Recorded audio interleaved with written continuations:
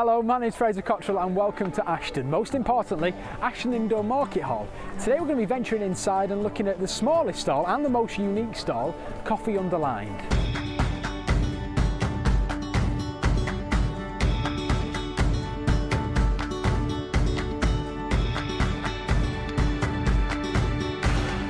Well, it's a bit like a TARDIS really. What we've got here is a small shop front to a new and very successful expanding business that was born here in Ashton under Lyne, Greater Manchester. And what we'd like people to do really is to understand that you can have a very successful business without compromising any of your principles.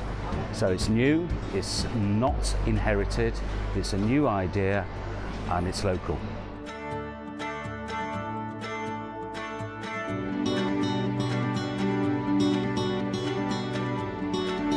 This place, it looks pretty amazing. I mean, you've got all your coffee beans on the wall, you've got the coffee bags hanging from the ceiling, but what makes this place special? Well, there are quite a few things that make this place special. Way back I decided, probably in a moment of madness, that I'd take on the multinational coffee chain single-handedly and open up my own small third wave coffee bar. Now, the third wave movement in Britain is very small at the moment. There are around about 15 or so places like me, but it's growing rapidly. And what it is, it's all to do with people who want to move away from the standardized, duplicated outlets offered by the multinationals and move to small independent places where they can get great coffee freshly brewed from freshly roasted beans. So what next? I decided that I'd open up my own place and offer great quality coffee at these affordable prices. And Ashton is a fine place to start because, of course, Ashton is the home of Brooke Bond Tea. It started here. And also there was a proper coffee house probably about 40, 50 years ago, just on the corner by the Market Hall. So what's happened? Well, what seems to have happened is we seem to have caught on to something which has captured the hearts and minds of people as they turn away from the prices offered by the multinationals. I've been absolutely gobsmacked by the amount of customers I get now. Every week I get around about 1,000 customers a week, and it's growing by about 5% a month. The customers are rebelling against the high street chains. So just by being here, I've created my own demand. It's such a fun little place. People want to come here and buy coffee off me just for the crack, really. What's been really amazing is that last summer I've had quite a lot of tourists here. So I've had the Japanese taking the photographs, and somehow or other I seem to be on the tourist route for people from Australia and New Zealand, who of course have got this great coffee tradition. So I've had people here from, let me see, Sweden, Germany, Romania, Hungary, Spain, France, Italy, and of course Ethiopia as well. And Ethiopia, as some of you will know, is the birthplace of coffee. That's where it all started. Anyone can sell coffee for £1. Surely there must be something else. Well, you're right, of course. The point about it is that it's not just your lattes or your cappuccinos. I'm offering people the ability to take a choice from any of the 30 or 40 coffees I sell and get coffee from freshly roasted beans at that same price. So I think that's what you call a USP, a unique selling proposition, and that's the first of quite a few of them I've got here in this little operation. Ethics. What do you mean by that, Brian? I mean, after all, it is only a coffee shop. Coffee's a very large business. Coffee is the second most traded item in the world, apart from oil, of course. And when the people from Ethiopia started to come here and I started to talk to them, I suddenly realized that the traditional farmer there receives around about £1 per kilo of coffee he produces. And of course, for that pound, he may get about 20 pence profit. So, given that, then I decided that I should actually start to roast some of my own beans and source coffee in an ethical and responsible way. So I was looking for another outlet, and have found another outlet in Upper Mill, which is a rather twee little town, large village just near Oldham. There I roast beans from Ethiopia, and I source them by talking to the people who know the cooperatives. And the cooperatives of the farmers, of course, not only do they just guarantee a price for the farmer, but they also guarantee that they're putting schools in, they're putting plants in for washing the beans, and they're doing things like putting a mess hall in where the farmers can get a decent meal. So that's one thing about ethics. Then the second point about it is that to say, well, hang on a minute, that price that the coffee farmer gets, around about £1, is the same the world over, and it's the same whichever bean you happen to buy. Now, what that means then is that there's some of the beans that you can get, like a very famous coffee is called Jamaican Blue Mountain, and to buy that retail will cost you around about £100 a kilo. And yet the farmer is still only receiving £1 a kilo. So all that's happening there is that we see the coffee industry seems to be creating this rather upper class market where people can show off. It's rather like champagne. They go and buy a £100 bottle of champagne to show off to their friends. But there in Ethiopia, there's a guy there who's still only receiving £1 a kilo. So what I've done there with my beans is I've normalised and equalised the prices so that everybody pays the same price for the beans, whichever bean it is. Because how coffee tastes has got absolutely nothing at all to do with how much you pay for it. It's got more to do with, I don't know, things like how much red wine you had last night. So the roaster machine, surely that provides you with an extra USP? So now I have two operations, one in Upper Mill, where I roast the beans, and the other one here in Ashton Market. There is a business rationale behind that, of course. A roasting operation not only allows me to source the beans ethically, but it allows me to offer my customers freshly roasted beans.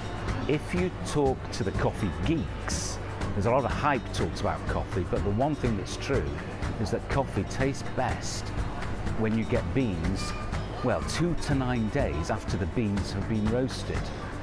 And there we have another USP for this particular operation, is that I can offer my customers coffee from freshly roasted beans.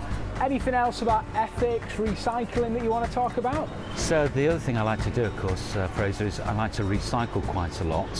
Used coffee grounds are very good in the garden for removing slugs, so I give bags of that away.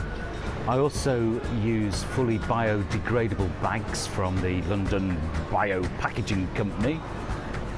I'm still searching for a nice tactile cup yet, and I've not found one that is fully biodegradable.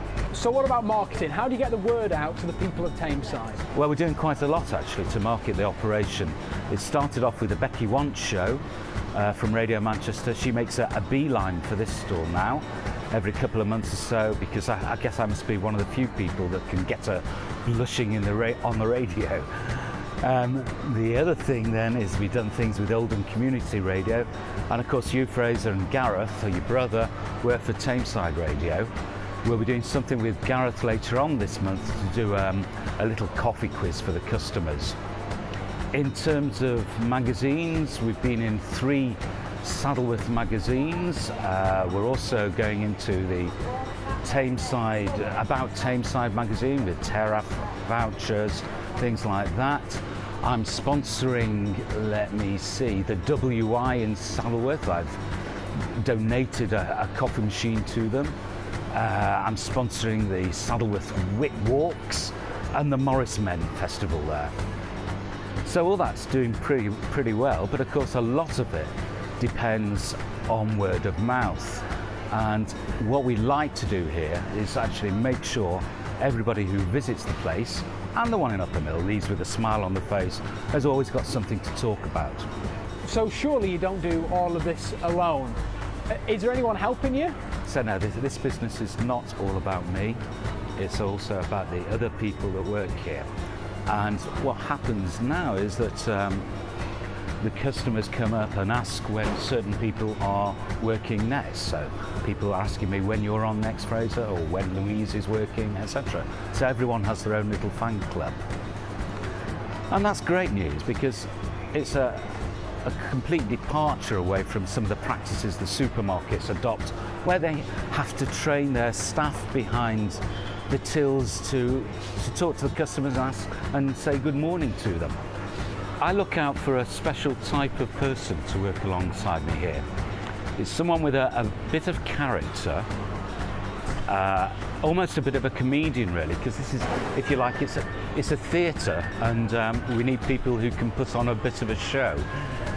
So it's that kind of person. It's also a person who has got a little bit of humility, and that's a strange word to say at the moment, but what I mean by that is there's a guy who comes here who's in real trouble. He's got a cyst on his brain, he's in quite a lot of pain, and he's really at his wit's end. He doesn't know what to do. You see him outside feeding the pigeons. Now, I'm looking for someone who understands his situation and who's quite humble and can talk to that kind of person. I also like to give things away here. Last summer I think I gave away around about 850 single roses to people that came here just to make their day. I've done similar things with chocolates, and I think this summer we're going to do balloons actually as well, so that kind of thing's going on. So what about apprentices? In terms of apprentices, well, I've looked at it, and in a way it's a little bit difficult. You see, Fraser, you're a unique kind of person in that at 18 you develop quite a bit of a character for yourself. A lot of people that age haven't got that kind of rapport with customers, and this business is not yet mature enough to take on an apprentice. I've heard some stories where 18-year-old people have been taken on as apprentices as a form of cheap labour. The company's been in trouble, and sure enough, they've let the apprentices go and then just folded up a couple of years later. So I don't want to do that with people. I want to offer them a realistic career, and that will happen in maybe a year's time. In the meantime, then there are people around, such as Louise, who likes to come in here and meet customers just for a bit of fun. It's a little bit of experience for her, a bit of a laugh, and she adds to the atmosphere of the place. So the customers, the most important people, what do you think that they think about this lovely coffee bar? In terms of the customer experience, we've designed between us these little places to appeal to all the senses. So not just the aromas from coffee being roasted, ground and brewed, but also we look at the kind of tactile qualities of the cups, we look at the visual impact, we even have, we kind of appeal to people's sense of learning. We have videos, YouTube videos playing of coffee farming and the coffee process. We have videos of Frank Sinatra for people, so it's that kind of thing. And of course, and then there's a chat and a banter going around. But of course, the best thing to do to judge the customer experience by is actually to go and talk to some customers themselves, see what they think about it. I just enjoy the coffee so much. It's the best coffee that I've ever tasted. It's the freshest beans and the best variety. There's lots and lots to choose from, and I always enjoy it, whatever I buy. Well, I like my coffee, and it's just about the cheapest and best quality coffee beans I've found around. And it's always nicely freshly roasted, which I like as well. The fact that the roasted coffee hasn't travelled that far. It's unique. There's nowhere else in Ashton like it. Fantastic cup of coffee, friendly service, and masses of choice. and you can have like ground to go home as well. And you meet people, which is good. So surely, Brian, this is just a hobby. I mean, how do you make this a business? Well, I'm very pleased that it does appear as a hobby to quite a few people at the moment, but believe me, I'm in here for the long term. What we've got here is something that's completely different. It's completely new, right? It's breaking the mold of traditional coffee retailing or tea retailing. It's rather like George Davis spotting a niche when he set up Next. It's rather like someone finding a hole that Facebook filled. So I've given myself 3 years for this particular project. We're halfway through and I'm very pleased with the results so far. What we're offering to customers is the opportunity to break away from the mould that the high street coffee shops are offering and buy coffee, freshly ground, freshly roasted coffee at affordable prices. It's going to take time for that habit to come to the fore, but I'm prepared to play that waiting game. So the next steps along this particular business project, and I've called it Project Anti-Costa, just for fun, right, are to develop a web-based sales operation. So very soon, once I've set up the coffee roasting facility properly in Upper Mill, I'll be offering sales of ground coffee or coffee beans through the web, and that will let me break another little, what I call bad business practice, because the people that are currently doing that are charging astronomical prices for postage. So I guess you can probably understand what I'm going to be doing there. Watch this space. And finally, I'll be moving towards a little bit more branding. I mentioned earlier that these are third wave coffee bars, so both the two operations will be called a third wave coffee bar, and then I'll be setting up websites and, as you know, YouTube channels already set up called the Third Wave. So I think it's a brilliant little idea, but I would do. Let's just see how things turn out.